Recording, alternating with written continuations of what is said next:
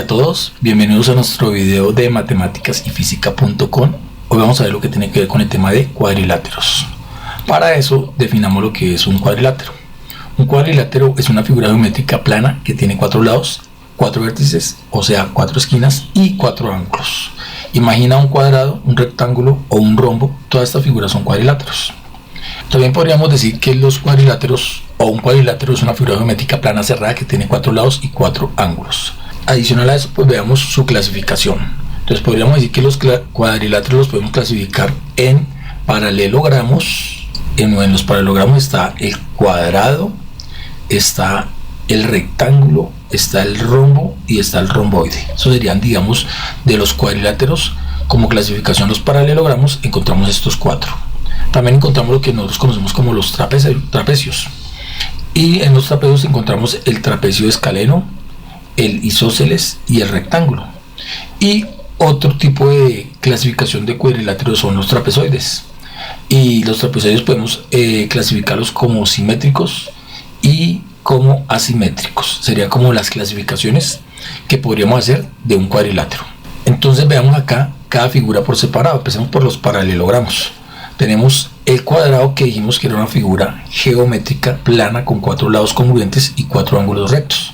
En esencia, todos conocemos, creo, un cuadrado, ¿cierto? Esa es la forma como se representa un cuadrado.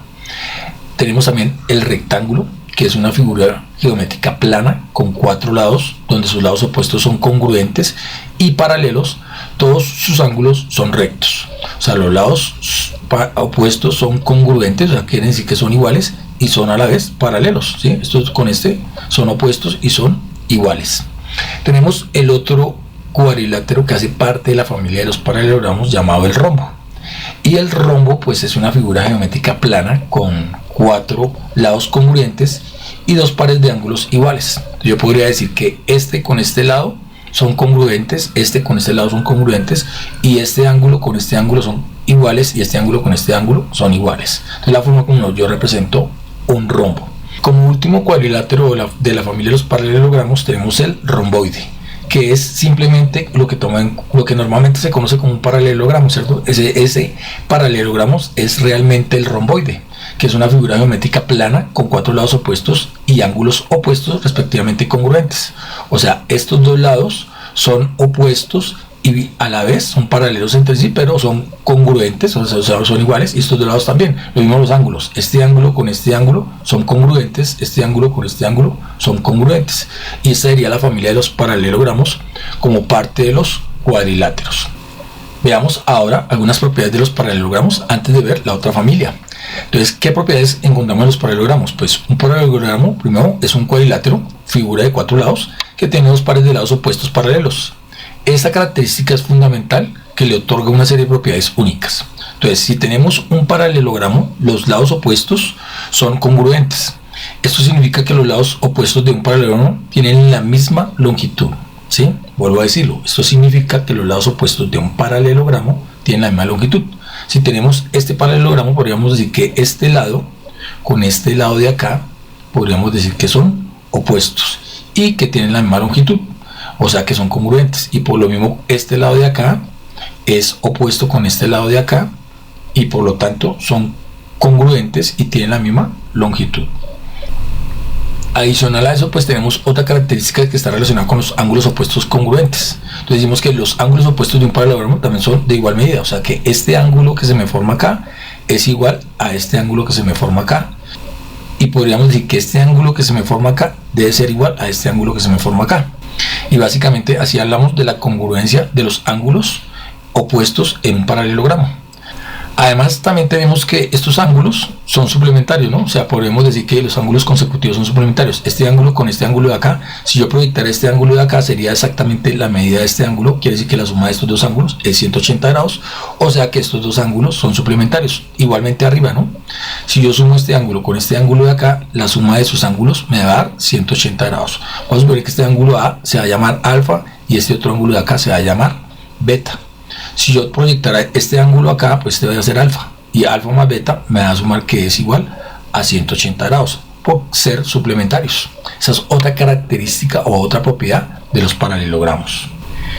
Y otra característica adicional está relacionada con las diagonales, ¿no? Las diagonales que se bisectan en un punto medio, ¿no? Las diagonales de un paralelogramo se cortan en el punto medio, es decir, cada diagonal divide a la otra en dos partes iguales. Entonces, si proyectamos acá una diagonal y proyectamos la otra diagonal por este lado, exactamente en este punto medio se cortan esas dos diagonales.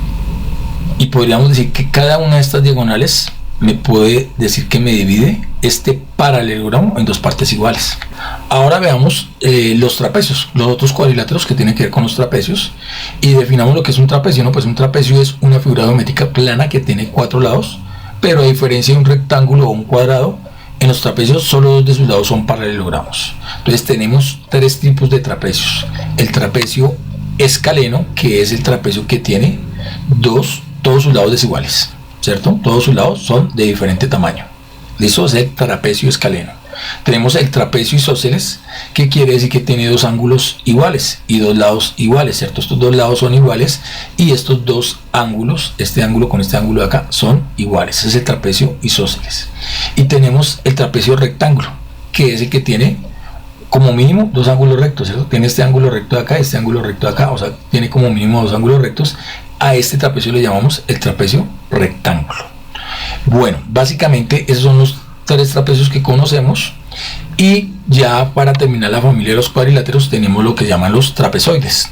Y en los trapezoides pues sabemos que un trapezoide es un cuadrilátero que no tiene ningún par de lados paralelos, pero podemos encontrar dos tipos de trapezoides: el que llamamos simétrico, en el cual pues tenemos dos lados iguales, o dos lados, sí, dos pares de lados iguales. Este par de lados es igual y este otro par de lados también son iguales. Entonces podríamos decir que cuando cumplen esa condición hablamos de un trapezoide simétrico. Y tenemos el trapezoide asimétrico, el cual no tiene ningún lado igual y ningún lado paralelo, todos sus lados son desiguales. Es el trapezoide asimétrico. Entonces veamos por acá algún ejercicio propuesto, y está relacionado con que debemos identificar los nombres de cada una de estas figuras. Es sencillo, es más bien como de análisis, a ver si logré interpretar lo que estábamos trabajando en clase. Al no ser más, pues les agradezco por estar acá y nos veremos en una próxima.